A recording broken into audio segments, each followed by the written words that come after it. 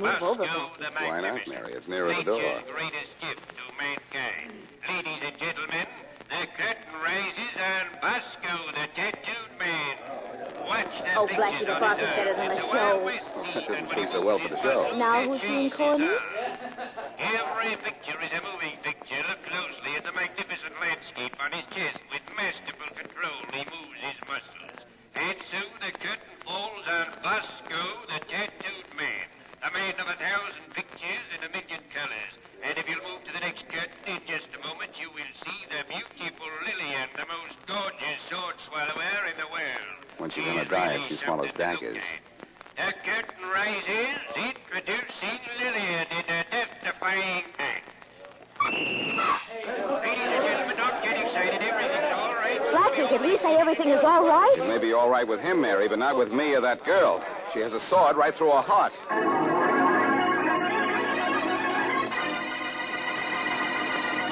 And now back to Dick Calmer as Boston Blackie.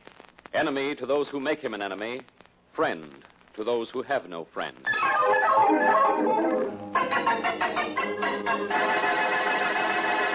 Whew. Well, Blackie, I'm certainly glad we got out of that sideshow tent. Inspector Faraday will be here any minute. Getting out won't help much, Mary, if Inspector Faraday finds out that we were in there. Well, suppose we find out who killed the sword swallower before the inspector gets here. We're not going to try to solve this case, but I am. Uh-oh. Here's where I get left. Left? Right. You stay here, Mary. I'll be back in a few minutes. Where are you going? I don't know exactly. I think I'll start with the owner of the carnival. He can probably tell me everything I want to know. I wonder where I can find him. A sign on that wagon over there says office. Say, that is a clue at that. I don't know how I get along without you. You sure try awful hard. I just have a hunch I better talk to the owner alone. See you in just a minute. All right, I'll be over by the Tunnel of Love when you get through. Is that a hint? I'm subtle, don't you think? Then you buy the ticket, Subtle. Now, look here, you. Don't stand there staring at me. Now, you listen to me. One more. Now, we'll talk about it later. Come in. Well, what do you want? I'm Boston Blackie. I'd like to see the owner of this carnival. I'm not hiring anybody today. Oh, you are the boss, then? Yeah, name is Jackson. I said I wasn't hiring anybody today. From what I heard while I was outside the door, I'd say you were firing somebody today. Why, what do you mean? There was a lovely little argument going on in here. Argument? Oh, you must have heard wrong. I was just talking to Mabel here. You call this, Maple? You're at a carnival, mister. Don't be surprised at anything. Mabel's our bearded lady. Well, I never expected to meet one whisker to whisker. Glad to know you, Mabel. Mabel can't answer you. She's a mute. A bearded lady and a mute, huh? Uh-huh. Well, that's something. You say your name's Blackie? What do you want? To talk to you about the murder of your sword swallower. Hey, I don't know a thing about that murder, Blackie. I'm waiting for the police now. Maybe I can help you before they get here. Oh, how? I think I'd better talk to you alone. Okay, Mabel. You better get back to the sideshow. I'll talk to you later. Now, look, Blackie, all I know about that murder is what I heard. Hey, watch where you're going, will you, bud? Oh, excuse me, lady. Well, Inspector Faraday, at last you've found your element at carnival. Be careful, or they'll never let you out. So help me, Blackie, I might have known you'd be here.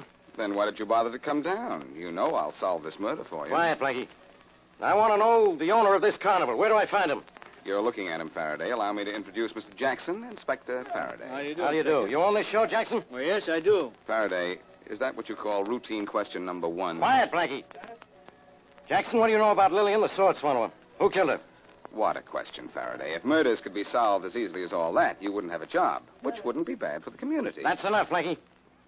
Look, Jackson, what do you know about your sword swallower? Lillian? Yeah. Well, she's been with my carnival for about 3 years. Good performer, well-liked, no enemies at all. Any love interest or anything? Well, yes, in a way. Bob Hendricks, my chief electrician, was in love with her. But she didn't love back, is that it? Yes, that's just about it. Well, I think I ought to talk to him. What's his name again? Bob Hendricks. I don't know my business there, Blackie. I'll bet you anything that when I get this guy Hendricks, I get my killer. You're that sure? Why, this thing figures easy. A gal has no enemies, but she doesn't love a guy who loves her. He pleads with her to marry him. She says no. He keeps on begging. She keeps on saying no. He won't leave her alone. She wants to get rid of him. So she starts going out with another guy. Faraday, you're wonderful. It's simple. He gets jealous. thinks he's going to lose her to the other guy, and so that nobody can have her if he can't, the stoop kills her. Applause, applause. So I'm grabbing Bob Hendricks for the murder of that girl. Blackie. Mary, is this what you call waiting by the tunnel of love? And what's the matter with you, Miss Wesley? You look as if you'd seen a ghost. I've just seen good ghost material, Inspector Faraday. A dead body. Ah, that's old stuff, Miss Wesley. That's why I'm here, to solve the murder of Lillian the Sword Swallower. And I have her killer, Bob Hendricks. Oh, no, you haven't, Inspector. Because the body I just saw, everybody says, belonged to Bob Hendricks.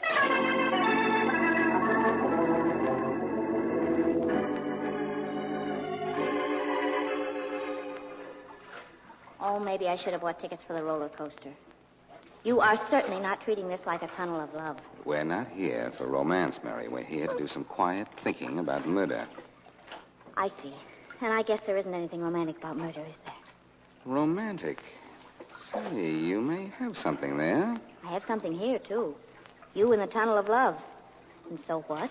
So, there may be a romantic angle to the deaths of Lillian and Bob Hendricks. Of course. Hendricks was in love with Lillian, the sword swallower. That's simple. She didn't love him, so he killed her. And that's that. That's that, sure. But we have to name a killer for Bob Hendricks. What's that? A problem. Got any suggested solution lying around loose? I'm not even close to one. I wonder, could Mabel fit into this? Mabel? The bearded lady? Blackie, you think she killed Hendricks? Maybe. Suppose the bearded lady loved Hendricks and he loved Lillian. Well, then why would Hendricks kill Lillian? I didn't say he did. You said that. I say amazing things every now and then, don't I? Well, at least amusing. Now, listen. Suppose Mabel killed Lillian to get her out of the way. Of course. Then she killed Hendricks because even with Lillian dead, he would have nothing to do with her. You follow me like a little puppy, don't you? Woof, woof. Nice puppy. Sit up and listen to this. I think we're getting somewhere. Hendricks probably had a pretty good idea Mabel killed Lillian. That marked him corpse number 2, with 2 counts. Sure. 1, because he didn't love Mabel, and 2, because he suspected her of murder. Those motives for murder are so old they have whiskers. And come to think of it, so does the bearded lady.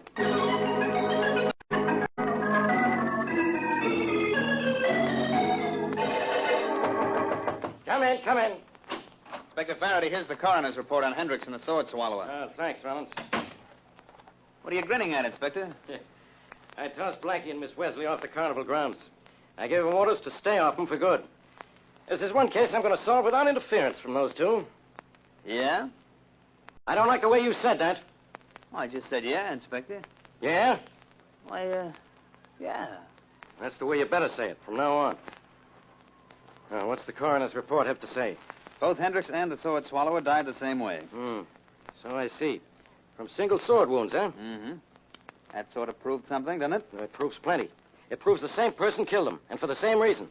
Now we're getting somewhere. Got your hat and coat on. You getting somewhere, too? Yeah, and you're getting with me. Out to the carnival again, where you and I are going to put on a little circus of our own.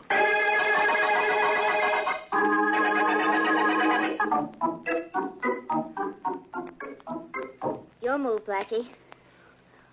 Or is checkers boring you? Oh, excuse me, Mary. I think I'll try this. Let's see. I'll put my king right here.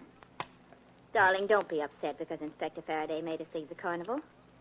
It's comfy here in your apartment. I'm not upset about it. As soon as I get an idea, I'm going to sneak back in. Your move. You mean we're going to sneak back in? Since you have such a singular interest in this case, I'll make the pronoun plural. We'll sneak in. Good. Go ahead, move. When Faraday called to say he was coming up here, did he say what he wanted? Uh-uh. Oh, that's a good move. But it's your last one. Watch. Sometimes I hate you. We athletes always do better on the home grounds. Oh. Want to play another game? No, thanks. Well, I've murdered you at checkers. Suppose we get back to the problem of who's been murdering people at the carnival. Well, your theory is right, darling. It's the bearded lady.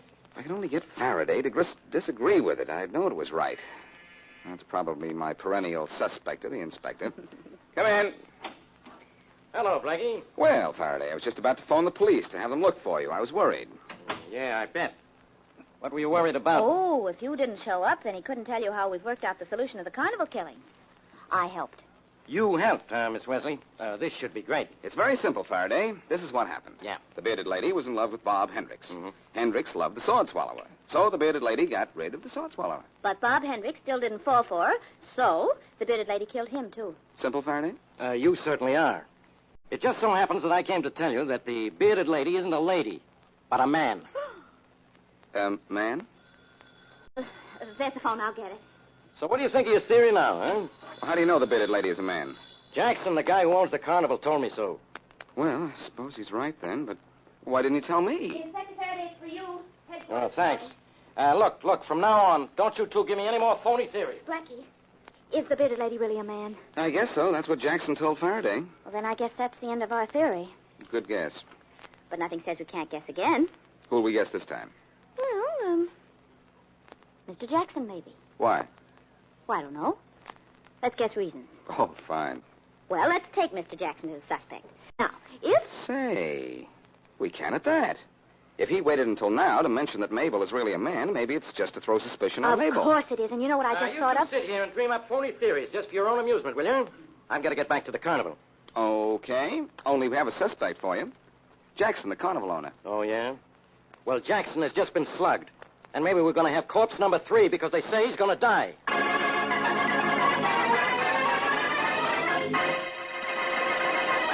And now back to Boston Blackie.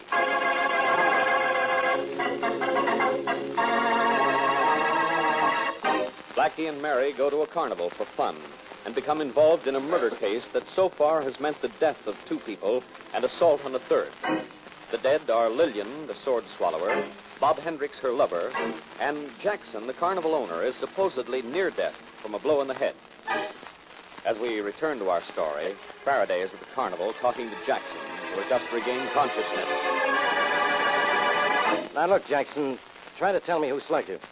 I don't know, Inspector Faraday. But who'd want to slug you? I don't know that either.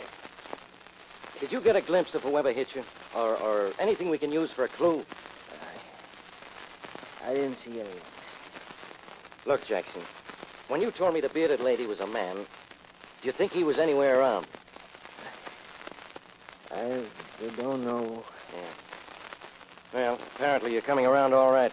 That's something. Right, Inspector, and here's someone, me. Blackie, I told you to stay off the carnival grounds. I bought an admission ticket by design, Inspector, and found myself here by instinct. Well, go find yourself somewhere else in a hurry. Look, Faraday, I've been doing some thinking. Stop right there. You thought Mabel was in love with Bob Hendricks, and Mabel turns out to be a man. Sure, so I just twist my theory to fit the new setup. Hendricks killed Lillian, the sword swallower, because Lillian knew the bearded lady was a man and loved him. Yeah, and then? And then the bearded lady killed Hendricks for killing the sword swallower. Then who slugged Jackson here? The bearded lady, for telling you he was a man. Do I have something? You sure do, Blackie. Orders to get off the carnival grounds and stay off. Or the next orders I give will be for your arrest.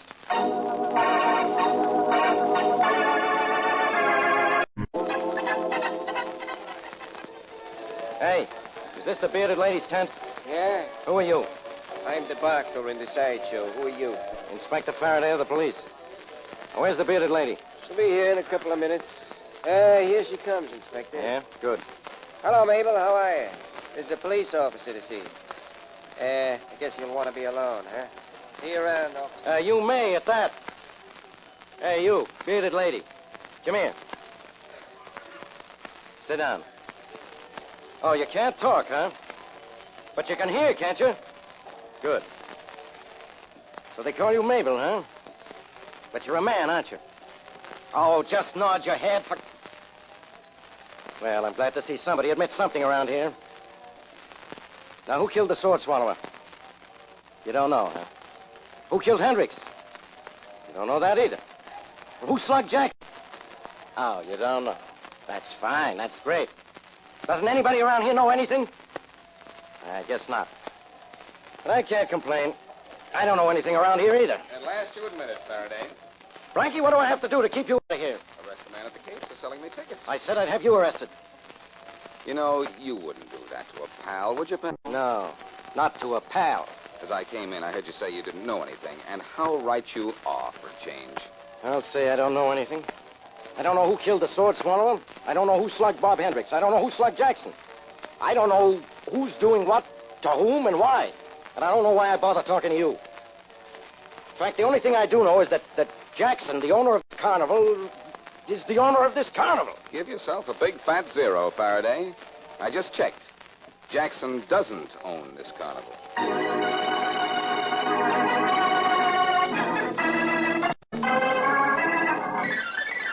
wheel is turning again, and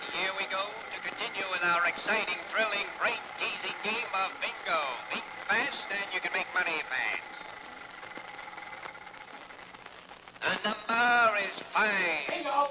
Well, Blackie, we're lost again. Say, if Jackson doesn't own the carnival, who does?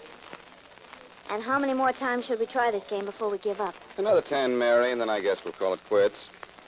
And about the carnival ownership, well, I'll Hold tell your you. cards, please, as we check the numbers.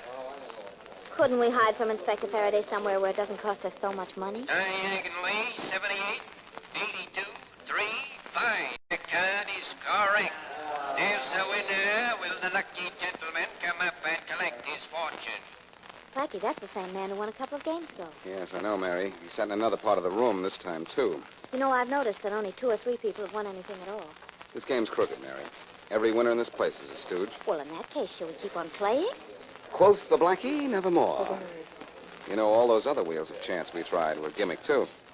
Did you notice the wheel always stopped on a number never covered? Oh, darling, once in a while somebody does. If you want to win on the wheels in this carnival, you had to show your card in the Stooges Union. Come on, let's go out of here. But if Inspector Faraday sees you, you It's know... getting late, Mary. Lights are going off, and most of the concessions are closing. I think Faraday's probably gone. Well, all right, but let's go this way. It's nearer the parking lot. Okay. That was the last game tonight, folks. Come again when you have more time to spend and more money to invest. It's awfully dark out here. Well, before it gets any darker, you go get in the car, and I'll meet you at the gate. I want to see Jackson a minute. Well, don't make it more than a minute, will you? Because I'll worry about you. That's a reason to talk to Jackson for an hour. Oh. I was only fooling, Mary. See you in just a minute. Wow, it's getting dark out here. Let's see. Jackson's office must be over this way. Hey, what are you... Oh!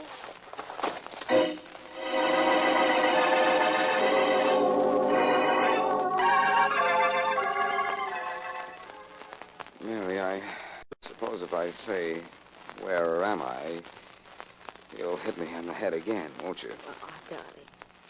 You're in your apartment.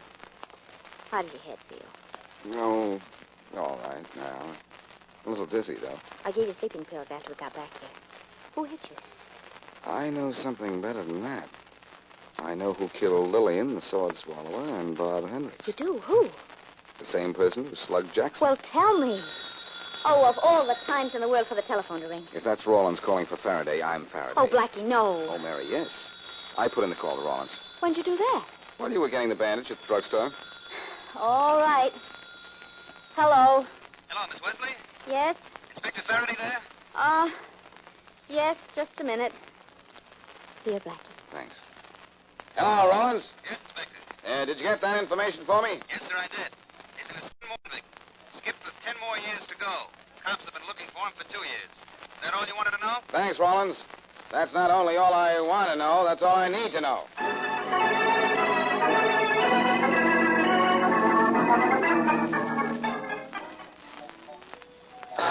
Look, Blackie, put the rifle down, will you? Haven't we played around this shooting gallery long enough without getting anywhere?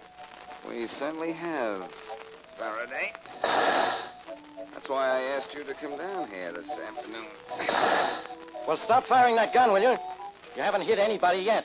Well, I'm just about to hit something. A nail on the head. Here comes the bearded lady pushing Jackson in a wheelchair. Jackson sure recovered awfully quick from what was supposed to be a fatal blow. Oh, there. You sent for us, Inspector? No, I did, Jackson. How you feeling? Fine. Wish you wouldn't fire that gun. Noise jars my head. Okay. Hello, Mabel. How are you? Fine, huh? Too bad you can't talk.